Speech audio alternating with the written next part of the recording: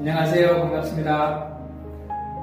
16일 토요일 고린도전서 12장 1절에서 11절 말씀을 가지고 큐티 한 것을 나누도록 하겠습니다. 공동이익을 위해 주신 은사들 고린도전서 12장 1절에서 11절 말씀입니다. 같이 한번 본문을 읽도록 하겠습니다.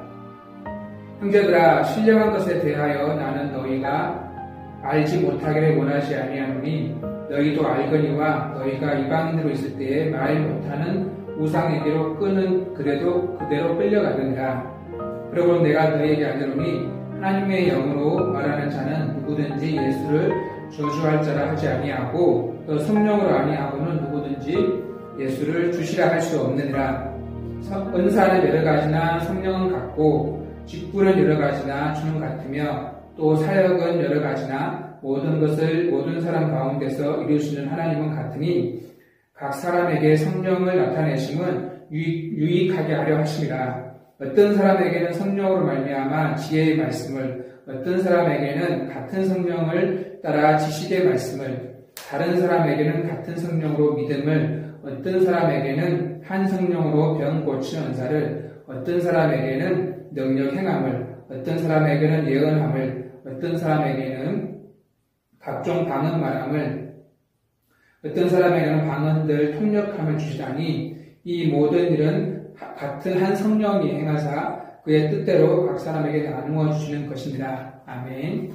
네, 큐티 한 것을 나누면 본문에서 바울은 고린도교회 성도들이 하나님의 영, 즉 신령한 것에 대해서 제대로 올바르게 알기를 원했습니다. 먼저는 오직 성령으로만 예수님을 주시라 시인할 수 있다고 했습니다. 둘째는 고린도교회에 여러 은사와 직분과 사역이 있는데 그것을 이루시는 분은 성령 하나님이시고 그렇게 성령이 나타나는 것은 성도들 서로에게 또 하나님의 교회를 유익하게 하려는 것이라고 했습니다. 그러면서 고린도교회에 나타난 여러 은사와 능력에 대해서 말하고 그것이 그 은사가 한 성령이 그 뜻대로 각 사람에게 나누어 준 것이다. 그렇게 설명하고 있습니다. 먼저는 오직 성령으로만 예수님을 주라고 시인할 수 있다. 그렇게 말했습니다. 지구상에 수십여 개 사람들이 있는데 이들을 영적으로 볼 때 그리스도인과 비그리스도인이 있습니다. 예수님을 주라고 고백하는 사람들, 비그리스도인은 그와 같은 고백을 하지 않는 사람들입니다.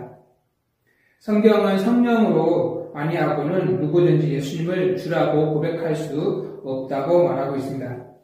두 번째, 성령으로 아니하고는 영생의 진리, 신령한 것에 대해서 한 걸음도 나아갈 수 없습니다. 1절에 형제들아, 신령한 것에 대하여 나는 너희에게 알지 못하기를 원하지 아니하노니 그러므로 3절에 그러므로 내가 너희에게 알리노니 하면서 바울의 1절과 3절에서 너희가 알기를 원한다는 말을 반복하고 있습니다. 바울은 고린도교회 성도들이 신령한 것, 즉 하나님의 영, 하나님에 대해서 성령에 대해서 제대로 알기를 원했습니다. 바울은 성도들이 하나님을 알기는 아는데 조금 더 깊이 알기를 원했습니다. 성도들이 하나님을 알고 있기에 나는 누구를 잘 따른다. 나에게는 이러한 능력이 있는데 이것이 하나님에게서 온 것이 분명하다. 또는 나는 이런 은사가 있고 이런 직분이 있는데 이것은 하나님에게서 온 것이 분명하다. 그렇게 말합니다. 그런데 여기서 머무르지 말고 조금 더 하나님을 더 깊이 제대로 알기를 원했습니다. 고린도전서 3장 1절에 보면 형제들아 내가 신령한 자들을 대함과 같이 너희에게 말할 수 없어서 육신에 속한 자 곧 그리스도 안에서 어린 아이들을 대함과 같이 하노라. 이렇게 그리스도 안에서 어린아이들을 대함과 같이 한다고 말하고 있습니다. 그래서 그 어린아이들의 시기와 분쟁이 있으니 너희는 거기에 머무르지 말고 조금 더 성숙하게 한 걸음 더 나아가라고 이야기하고 있습니다. 12장에 나오는 은사와 직분과 사명도 마찬가지입니다. 은사가 또 사명이 또 직분이 여러 개가 있는데 그 은사가 주어지면 사명이 주어지면 그것을 잘 감당하는 것 거기에 머무르지 말고 한 걸음 더 나아가서 그것을 주신 목적에 맞게 공동체에 유익을 끼칠 수 있게 공동체의 유익을 끼칠 수 있게 한 걸음 더 나아가기를 부탁한 것입니다. 하나님의 은사를 준 이유는 은사를 가진 사람이 그 공동체에 유익을 끼치라고 그렇게 준 것입니다. 자신의 은사와 능력을 드러내는 것이 아니라 자신이 속한 그 공동체에 유익하리라고 준 것입니다. 또 바울이 계속해서 반복하는 말이 하나 있습니다. 그것은 성령이 같다, 주는 같다, 하나님은 같으니 같은 성령으로 한 성령이 이런 단어입니다. 4절부터 10절까지의 말씀을 보면 은사와 직분과 사역이 많이 나오는데 여러 가지 이렇게 많은 은사와 능력이 한 성령으로, 한 하나님으로부터 왔다는 말입니다. 다른 어떤 곳에서부터 온 것이 아니라 같은 하나님, 같은 한 하나님으로부터 왔다는 것입니다.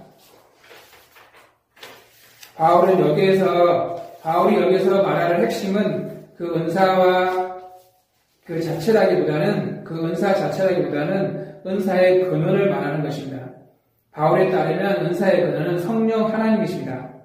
은사는 여러 가지나 성령은 같고 직분은 여러 가지나 주는 같으며 또 성령은 여러 가지나 모든 것을 모든 사람 가운데서 이루시는 하나님은 같다. 그렇게 표현했습니다.